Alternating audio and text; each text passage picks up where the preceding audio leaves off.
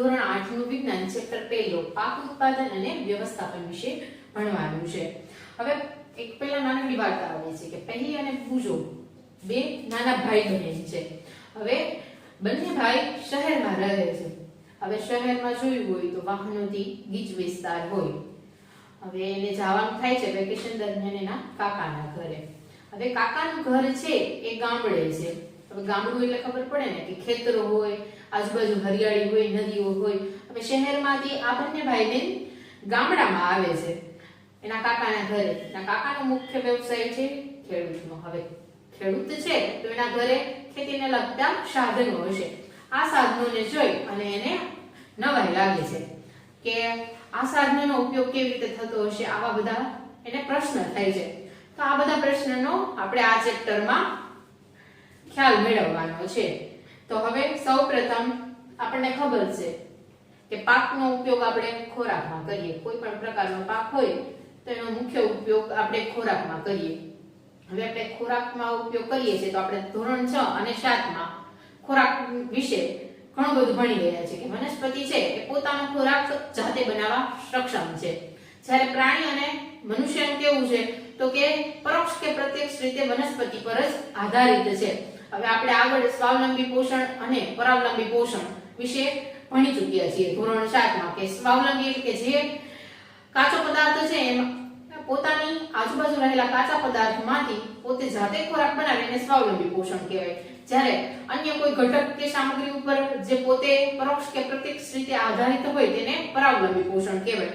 તો સ્વાવલંબી પોષણમાં વનસ્પતિ એક જ આવશે, પરાવલંબી પોષણમાં મનુષ્ય અને વનસ્પતિનો સમાવેશ થશે।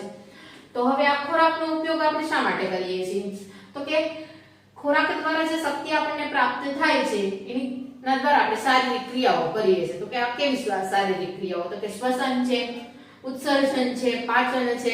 હવે આ ક્રિયાઓમાં આપણે ચાલીએ છીએ, દોડીએ છીએ, ઊંઘીએ છીએ, ઉઠીએ છીએ, આ બધી ક્રિયાઓનો સમાવેશ થઈ જાય। જો ખોરાક દ્વારા જે શક્તિ મળે છે એના દ્વારા જ આ બધું થાય છે। જો ખોરાક દ્વારા શક્તિ અથવા ઊર્જા ના મળતી હોય તો આ ક્રિયાઓ આપણે કરી શકત નહીં। હવે આપણો પહેલો ટોપિક રહેશે ખેત પદ્ધતિઓ।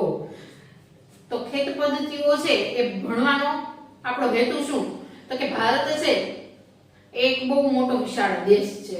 હવે આટલો મોટો દેશ છે તો એમાં વસ્તી પણ વધારે હશે તો કે હા, લગભગ 1.25 કરોડની આસપાસ ભારતમાં વસ્તી રહેલી છે।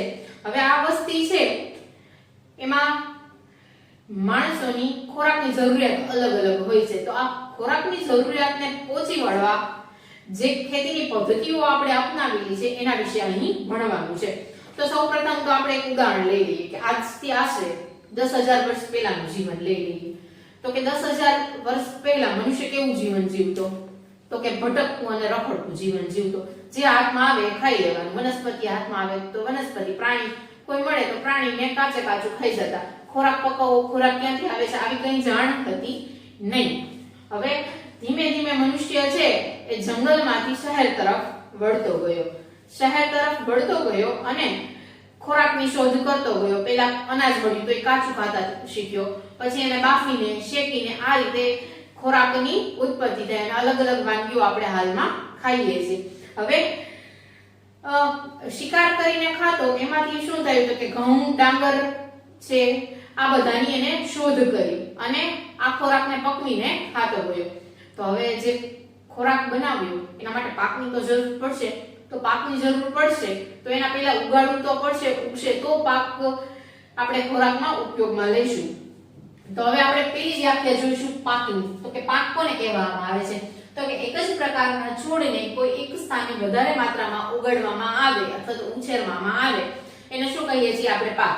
હવે ઘઉંનો એક દાણો છે, તમે તમારા કુંડામાં જઈને ઘઉંનો એક દાણો ઉગાડી આવશો તો શું એને પાક કહેવાનું તો કે નહીં, એને પાક કહેતા નથી, એને માત્ર છોડવો કહીએ છીએ કે ઘઉંનો છોડવો ઉગી નીકળ્યો। પાક કોને કહેવામાં આવે તો કે વધારે જમીન, જેમ કે આપણું ખેતર હોય એમાં વધારે માત્રામાં આપણે ઘઉંના દાણા ઉગાડીએ તો એને ઘઉંનો પાક લીધો એવું કહેવામાં આવે છે।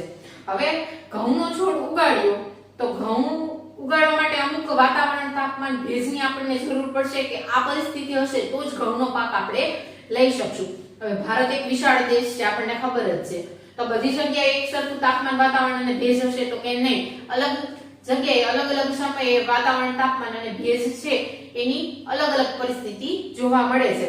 તો હવે આપણે પાક કોઈ લેવો છે તો એના આધાર કેના ઉપર છે? તો કે વરસાદ, તાપમાન, ભેજ અને અમુક વાતાવરણની પરિસ્થિતિઓ હશે તો જ આપણે અમુક પ્રકારનો પાક લઈ શકીશું. તો કે આખા ભારતમાં ઘઉંનો પાક લેવો શક્ય છે? તો કે નહીં, આખા ભારતમાં ઘઉંનો પાક લેવો શક્ય નથી, કારણ કે ત્યાં ભેજ, વાતાવરણ અને વરસાદ જે આપણે જોતું હશે તે અવેલેબલ હશે નહીં. જો આ અવેલેબલ હશે નહીં તો ઘઉંનો પાક ઉગાડવો અશક્ય છે.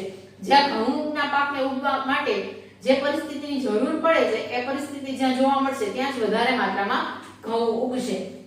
તો હવે ઘઉંની વાત કરી તો આવી રીતે અલગ અલગ જે કઠોળ અનાજ છે એને ઉગવા માટે અને વિકાસ થવા માટે અલગ અલગ પરિસ્થિતિની જરૂર પડે છે.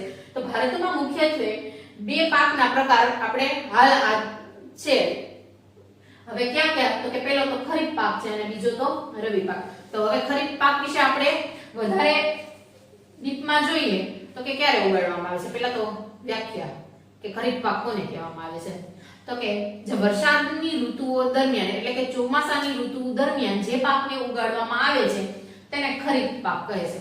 તો કે આપણા ભારતમાં ખરીફ પાકની ના દિવસો કયા છે? તો કે જૂન થી સપ્ટેમ્બર મહિનો આ વરસાદની દિવસો કહેવાય. તો આ દિવસો દરમિયાન જે પાકને ઉગાડવામાં આવે એને ખરીફ પાક કહેવામાં આવે. તો હવે ખરીફ પાકનું ઉદાહરણ લેવું હોય તો કે ડાંગર, સોયાબીન, મકાઈ, મગફળી અને કપાસ આ બધા ઉદાહરણ છે કેના છે? તો કે ખરીફ પાક. હવે આપણો બીજો પાક કે રવિ પાક. હવે રવિ પાકની પ્રથમ વ્યાખ્યા કે જે પાકને શિયાળાની ઋતુ દરમિયાન ઉગાડવામાં આવે છે એને રવિ પાક કહેવામાં આવે છે. હવે શિયાળાની ઋતુ છે કયા મહિના દરમિયાન હોય છે? તો કે ઓક્ટોબર થી માર્ચ સુધીનો જે સમયગાળો હોય છે એને શિયાળાની ઋતુ કહે છે. તો કે આ સમયગાળા દરમિયાન જે પાક વાવીએ એને રવિ પાક કહેવામાં આવે છે. હવે આપણે રવિ પાકના ઉદાહરણ લેવા હોય તો કે ઘઉં, ચણા, રાઈ, અળસી અને વટાણા આ બધા રવિ પાકના ઉદાહરણ છે. તો કે ચલો આટલા પાક તો આપણે જોઈ લીધા. હવે કઠોળ અને શાકભાજી ઉગાડવા હોય તો એનો તો કે ઉલ્લેખ જ નથી કર્યો ને. તો કે કઠોળ અને શાકભાજી ઉગાડવા માટે ઉનાળાની ઋતુ માફક આવે છે. તો કે આખા ભારતમાં ઉનાળાની ઋતુ દરમિયાન સૌથી વધુ કઠોળ અને શાકભાજીઓ ઉગાડવામાં આવે છે. હવે પાક આપણે ઉગાડશું તો અમુક પદ્ધતિઓનો આપણે ઉપયોગ કરવો પડશે. તો આપણો નવો ટોપિક રહેશે પાક ઉત્પાદનની મૂળભૂત પદ્ધતિઓ. હવે પદ્ધતિઓ આપણે ભણીએ એ પહેલા ખેત પદ્ધતિ કોને કહેવામાં આવે છે એના વિશે જાણવું પડશે. તો કે હા, હવે માળી છે એ પોતાના ગાર્ડનમાં કોઈ છોડ અથવા તો વૃક્ષ ઉગાડે અને આપણે જે વનસ્પતિ ઘર આંગણામાં ઉગાડી અને એના માટે જે મહેનત કરી, અમુક ખાતર આપવાની પ્રક્રિયા છે, પછી પાણી પાવું, અમુકમાં પાક આવે તો એને લેવાની પ્રક્રિયા, તો આ બધી પદ્ધતિઓ જે ભેગી થાય છે એને શું કહેશું આપણે? તો કે ખેત પદ્ધતિ. અને ખેત પદ્ધતિઓ કહેવામાં આવે છે. તો હવે ખેત પદ્ધતિની આપણે એક સામાન્ય વ્યાખ્યા જોઈ લઈએ કે અમુક એવી પ્રકારની પ્રવૃત્તિઓ જેમનો ઉપયોગ માળી અથવા તમે સુશોભનીય વનસ્પતિને તમારા આંગણે ઉછેરવા માટે કરો છો આ પ્રવૃત્તિને શું કહે છે? તો કે ખેત પદ્ધતિઓ. તો આપણને અહીં ખેત પદ્ધતિના અમુક ઉદાહરણ આપેલા છે. તો કે પહેલું ઉદાહરણ ભૂમિને તૈયાર કરવી. હવે આપણું સૌપ્રથમ સ્ટેપ કયું રહેશે? કે જમીન. હવે ખપડાવાળી જમીન હશે તો એમાં તમે ઝાડવા વાવી શકશો? તો કે નહીં, એને પહેલા સમતળ કરવી જોઈએ. તો કે પહેલું સ્ટેપ આપણું કયું રહેશે ખેત પદ્ધતિ માટેનું? તો કે ભૂમિને સરખી તૈયાર કરવી. હવે બીજ વાવ્યા વગર ઝાડવા ઉગે એવું શક્ય બને? તો કે નહીં, એવું શક્ય નથી. તો આપણું બીજું સ્ટેપ રહેશે રોપણી, એટલે કે બીજને વાવવા. હવે બીજ વાવી દીધા, હવે એના વિકાસ માટે અમુક પ્રકારના પોષક તત્વો, ખનિજ તત્વો જે જરૂરી છે એ ક્યાંથી મળશે? તો કે જમીનમાંથી. હવે જમીન પાસે એ પોષક તત્વો નહીં હોય તો આપણે ઉમેરવા પડશે. તો કે આપણે કેના દ્વારા ઉમેરશું? કુદરતી અને કૃત્રિમ ખાતર દ્વારા. હવે કુદરતી અને કૃત્રિમ ખાતર બેનો તફાવત જોવો પડશે. તો કે હા, હવે કુદરતી ખાતર કોને કહેશું? તો કે જે પ્રાણીઓ છે એના મળમૂત્ર દ્વારા અને રસોડાના જે શાકભાજી છે એ સડેલા હોય એના દ્વારા જે બને છે એને કુદરતી ખાતર કહીએ છીએ. તો કે હવે કૃત્રિમ ખાતર કોને કહેશું? તો કે અમુક પોટેશિયમ ને એવા જે પદાર્થો છે એની કમી જમીનમાં હોય તો એને અમુક કેમિકલો દ્વારા જે જમીનમાં ઉમેરવામાં આવે છે એને કૃત્રિમ ખાતર કહેવામાં આવે છે. તો કે હવે ખાતર ઉમેરી દીધું, આપણે બીજે વાવી દીધા. હવે વરસાદ નહીં હોય તો કે પાણી પાવું પડશે. તો અમુક સિંચાઈની પદ્ધતિઓ હશે, જેમ કે ટપક છે, ફુવારા પદ્ધતિ છે. તો આવી પદ્ધતિઓથી પાણીને પાવામાં આવે છે. હવે છોડ ઉગી ગયો, પાણી પાશું, ખાતર નાખશું, તો આજુબાજુમાં જે અનિચ્છનીય વનસ્પતિ જેને આપણે ખડ અથવા તો નીંદણ કહીએ છીએ એ ઉગી નીકળશે, તો એને દૂર કરવામાં આવશે, તો એને નીંદણથી રક્ષણ કર્યું એમ કહેશું. હવે ઓલમોસ્ટ આપણો પાક તૈયાર થઈ ગયો છે. તો તૈયાર થયેલા પાકને લેવા માટે જે પદ્ધતિ છે એને લણણી કહેવામાં આવે છે, જેના વિશે આપણે આગળ ભણવાનું છે. હવે પાકે આપણે ઘરે લઈ આવ્યા. હવે 3 થી 4 વર્ષ સુધી ચાલે એટલો પાક આપણે લઈ લીધો છે. તો હવે શું એક નાની બીજે ભરીને મૂકી દઈએ તો એ સંગ્રહ થઈ જશે? તો કે નહીં, અમુક ચોક્કસ પ્રકારની સંગ્રહની પદ્ધતિઓ આપણે જોવી. અમુક પ્રકારની જે ચોક્કસ પદ્ધતિઓ છે એના દ્વારા આપણે ખોરાકનો સંગ્રહ કરશું.